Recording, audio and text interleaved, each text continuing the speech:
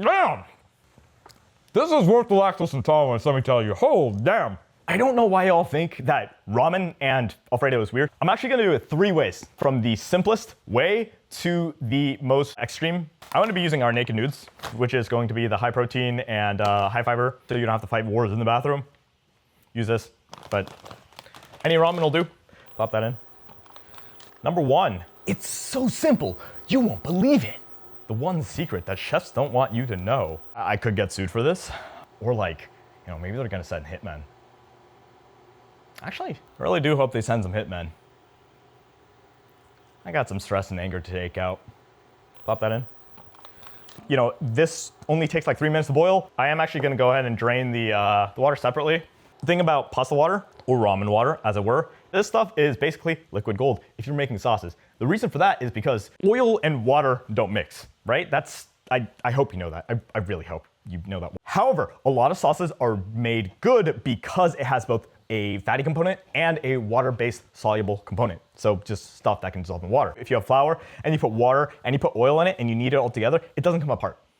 So that's basically the same thing that it does at a micro level over here. One of the ways that we can make this more effective is to actually go ahead and boil this down some more to make a stronger solution. We get rid of a lot of the water and we get the starches to be a little bit more effective. Don't do this yourself. Don't touch boiling water hands. I don't have feelings in my hands anymore, just like I don't have feelings in my heart anymore after going through everything I'm going through. So do what I say, not what I do. The secret that chefs don't want you to know about. Ready? In 3, 2, 1. I don't know what to tell you. A lot of places will just use jars of Alfredo sauce. But okay, let's say you wanna show off a little bit, right? You're like, oh man, that's not good enough. I wanna feel like I did something. I wanna cook something, right? Like, let me just try this. By the way, I am lactose intolerant. I'm still going to eat this. I'm doing this for you. So you better drop a like and follow. I'll be fine, probably. Maybe.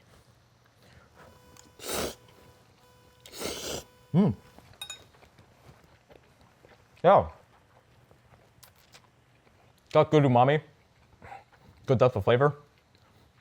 I've watched sauce all over my nose, probably, all over my face. It's creamy whiteness. I'm used to it. If you want to take it to the next level, you want to really step this up. This is something this next trick, a little trick that we do at Michelin star restaurants. Brown butter sage, which sounds super fancy and is like the easiest thing in the world to do. Oh my God, am I out of butter? All right, chat. Don't leave empty butter boxes in your fridge for some reason, because then you're gonna think you have a whole thing of butter and you actually have none. Damn it. ADHD tendencies. Ah! Do I just DoorDash some butter right now? And just like, I'm gonna DoorDash butter right now. This is the stupidest thing. I can't believe I'm DoorDashing just butter right now. Chat, you want anything? You want anything from DoorDash? Like while I'm doing this? Oh, wait. All right, chat, do you know how butter is made? You wanna find out how butter is made? I just figured out how to get our butter. I just paid $16 for butter and that's gonna get here and we might use that. But I just realized we can make butter. Can I make butter faster, or will DoorDash actually come before I can make this into butter? If you whip heavy cream enough, it turns into butter.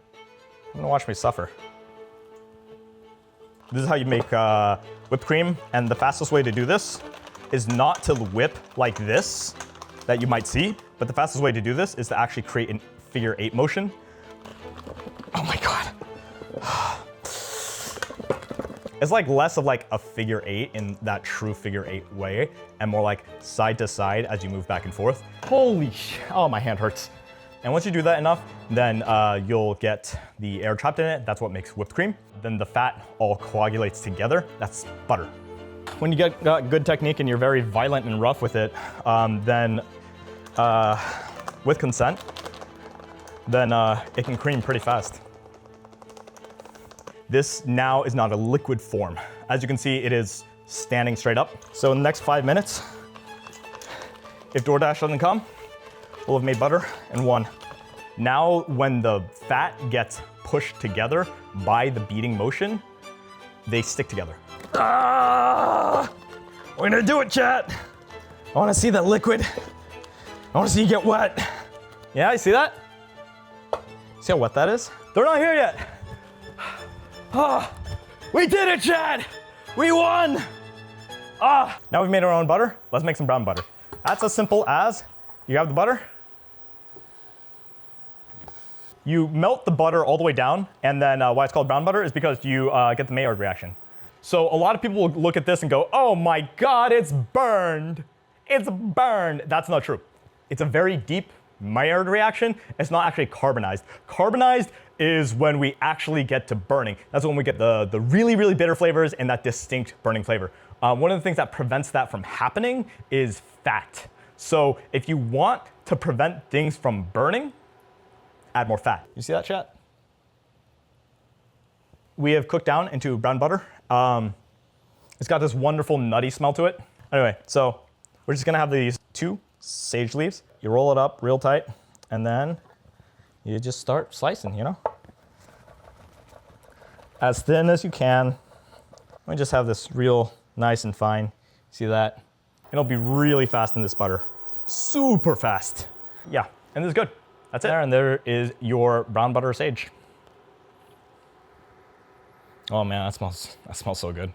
So yeah, so Alfredo, what I'm going to do here is I'm not going to measure anything, because if you understand the whys behind things, that's when you understand when to add more, when to add less. Parmesan is a hard cheese. It has a lot of umami, and it is basically like Italian MSG. The more of this that you add, number 1, the more expensive it's gonna be. But number 2, the more flavor and umami you are going to get.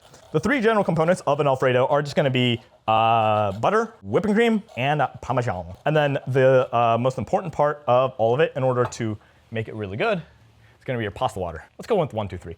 So we're gonna go 1 part butter, 2 parts cheese, 3 parts cream. And then we cook that down, blend it together, add some salt and pepper to taste, and your pasta water, and that's good to go. Easiest way, peel garlic, smack it. You'll notice that I am actually having my finger along the neck of the knife when I do this. This just helps with preventing any kind of like neck snapping. Lateral force, or force that is going against the blade this way, whether you're chopping or smacking or anything, is the thing that breaks knives the easiest. So when smashing, you just add a little bit extra support over there, and you know it's not gonna cause problems for your knife. So now they're smashed. You just pinch it by the tip, not the root end, and the skin comes right off. And then I'm being a little lazy about it, I'm not gonna lie, but you know. Oh God, chef's gonna yell at me. Sorry, chef, I'm worthless, chef. So this is gonna go real fast. You throw the butter in there, right?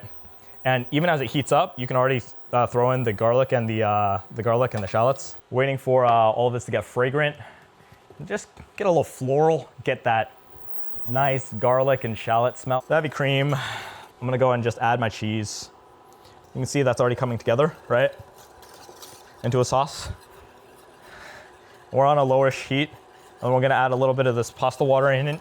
As we cook it down, it'll get thicker. Personally, in almost every kind of dish I do, even like Chinese dishes now, I'm gonna do salt, a little black pepper, right? And savory, MSG. It's trifecta. Salt, pepper, MSG. Always gotta have them. As the cream cooks, it gets thicker, and as the starches cook, also make it thicker. As the water evaporates, it makes it thicker. And as you know, as everyone knows, we like it thick. We don't want just 1 C when it's thick. We want at least 2 C's, if not 3 or 4 C's. Back of the spoon, and then if you swipe across, you see that how that holds? See how there is that line in the middle still? That's what you're looking for. That's how you know this is thick enough.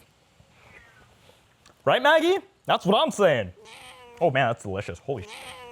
Damn, that's really good. Is this better than the jar when we taste it? With the naked nudes, this is the house-made Alfredo. Let's try it and see if it's any better.